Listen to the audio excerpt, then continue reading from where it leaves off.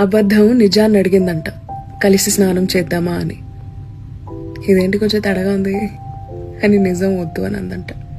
లేదు చూడు, నీళ్లు చాలా బాగున్నాయి, చాలా ఫ్రెష్గా ఉంటుంది స్నానం చేస్తే అని అబద్ధం ఒప్పించిందంట. అరే నిజంగానే నీళ్లు బాగున్నాయి అని నీళ్ళని తాకి చూసిన నిజం సరే పద అని తన బట్టలు ఇప్పేసిందంట. నిజం అబద్ధం ఇద్దరూ స్నానం చేస్తున్నారు. మొహం రుద్దుకుంటున్న ఆ క్షణంలో కళ్ళు మూసుకున్న నిజాన్ని తప్పించుకొని అబద్ధం బయటకు వచ్చి బాత్రూమ్ తలుపు బయట నుంచి వేసేసి నిజం తాలూకా బట్టలు వేసుకుని సమాజంలోకి వచ్చేసింది. సమాజం అంతా నిజం బట్టలు వేసుకున్న అబద్ధాన్ని గౌరవించారు, నమ్మారు, చూశారు.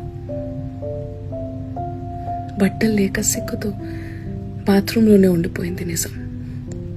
ఎలాగో అలా తప్పించుకొని బయటకు వచ్చేసరికి సమాజం అంతా నిర్వస్త్రంగా ఉన్న తనని చూసి అసహ్యించుకుందంట, బహిష్కరించిందంట.